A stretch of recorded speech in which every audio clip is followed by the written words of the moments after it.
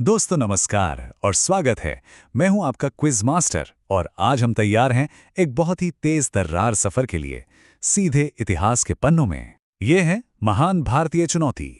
हाँ, और इस सफर में हमारा साथ देने के लिए हमारे साथ हैं हमारे एक्सपर्ट, जो हर सवाल के पीछे की दिलचस्प कहानी बताएंगे। हम इसे 3 राउंड्स में खेलेंगे: प्राचीन नींव, फिर साम्राज्य और संघर्ष, और आखिर में स्वतंत्रता का मार्ग। तो सब तैयार हैं? चलिए फिर शुरू करते हैं। तो चलिए पहला राउंड शुरू करते हैं। ये हमें ले जाएगा उस जमाने में जब इस उपमहाद्वीप पर सभ्यता की पहली ईंटें रखी जा रही थीं। जानते हैं उन लोगों को जिन्होंने भारत की कहानी की नींव रखी। और ये रहा पहला सवाल। एक क्लासिक सवाल है जो हमें हजारों हजारों साल पीछे ले जाता है, उस समय जब भारत की पहली महान शहरी सभ्यता अपने चरम पर थी। बिल्कुल सही जवाब। ये कांस्य है। लेकिन जैसा कि मैंने कहा, ये सिर्फ एक धातु का टुकड़ा नहीं है। इसके पीछे एक कमाल की कहानी छुपी है। हाँ, तो देखिए, इस मूर्ति की सबसे खास बात क्या है। इसे बनाने में लॉस्ट वैक्स तकनीक का इस्तेमाल हुआ था। जरा सोचिए, उस जमाने के हिसाब से ये कितनी एडवांस टेक्नोलॉजी थी।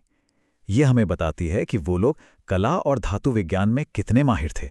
वाह, क्या बात है। चलिए अब आगे बढ़ते हैं अगले सवाल की तरफ। ये कहानी है एक महान सम्राट के दिल बदलने की, एक बहुत बड़े बदलाव की। एकदम सही जवाब, बौद्ध धर्म। और ये सिर्फ एक जवाब नहीं है, ये विश्व इतिहास का एक ऐसा मोड़ था जिसने करोड़ों लोगों की जिंदगियां बदल दीं। तो हुआ ये कि कलिंग युद्ध में जो भयानक खून खराबा हुआ, उसे देखकर अशोक का दिल पूरी तरह बदल गया। उन्होंने हिंसा का रास्ता छोड़ दिया और अहिंसा को अपना लिया।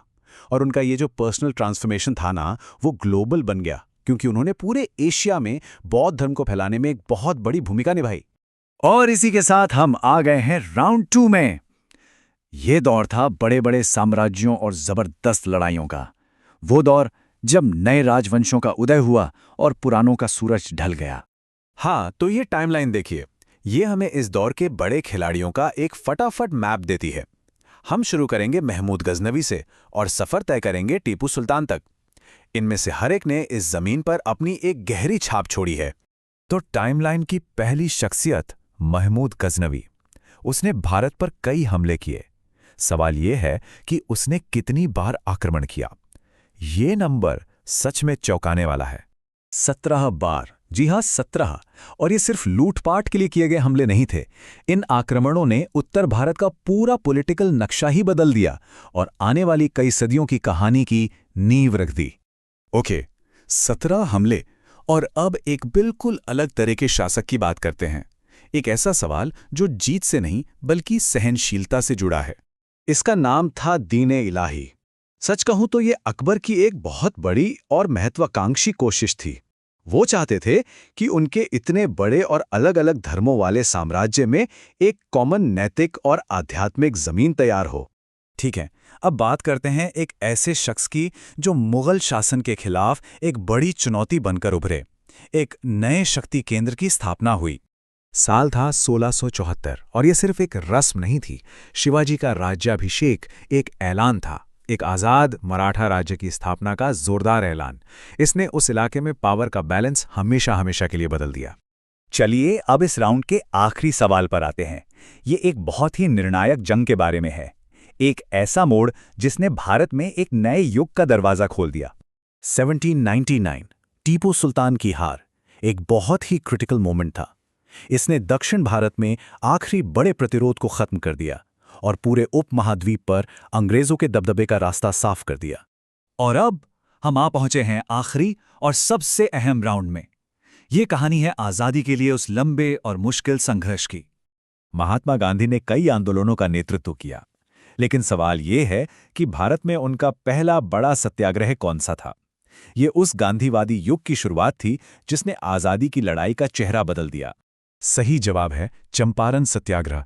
ये बहुत जरूरी था क्योंकि इसने भारत में गांधी जी की सविनय अवज्ञा की रणनीति को पहली बार सफलतापूर्वक टेस्ट किया और इसी आंदोलन ने उन्हें राष्ट्रीय मंच पर एक बड़ी ताकत के रूप में स्थापित कर दिया। बिल्कुल, जहां कांग्रेस मुख्य आंदोलन चला रही थी, वहीं दूसरे समूह भी उभर रहे थे।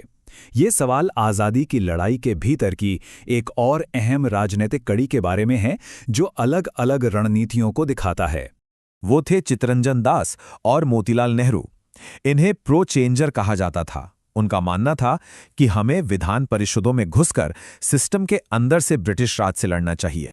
चलिए अब रुख करते हैं आज़ादी की लड़ाई की उस क्रांतिकारी धारा की तरफ, जहां युवा नेताओं ने देश के लिए अपनी जान कुर्बान कर दी। वो था लाहौर षड्यंत्र केस। लेकिन ये केस सिर्फ एक घटना के बारे में नहीं था, ये एक मंच बन गया उनके जबरदस्त क्रांतिकारी विचारों का, जिसने पूरे देश में एक नई आग लगा दी। और अब इस पूरी क्विज का आखिरी और शायद सबसे दमदार सवाल। इनकलाब जिंदाबाद, जिसका मतलब है क्रांति अमर रहे। ये सिर्फ एक नारा नहीं था, ये एक ललकार थी, एक ऐसी आवाज जिसने देश के लाखों करोड़ों लोगों को जगा दिया और आजादी के आंदोलन की पहचान बन गई। वाह, 10 सवाल 10 कहानियां। तो एक्सपर्ट, अब इन सभी अलग अलग धागों को एक साथ जोड़कर बताइए कि आखिर ये पल इतने मायने क्यों रखते हैं। बिल्कुल, देखिए ये सारे पल आपस में जुड़े हैं।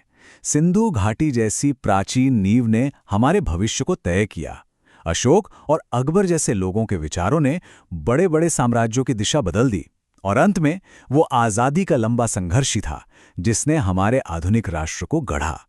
हर एक पल दूसरे से जुड़ा है। तो ये 10 पल तो इस विशाल महाकाव्य कहानी की बस कुछ झलकियां थीं। अब सवाल ये है कि इस सब को जानने के बाद इतिहास का वो कौन सा पन्ना है जिससे आप आगे पलटना चाहेंगे, क्योंकि कहानी हमेशा जारी रहती है।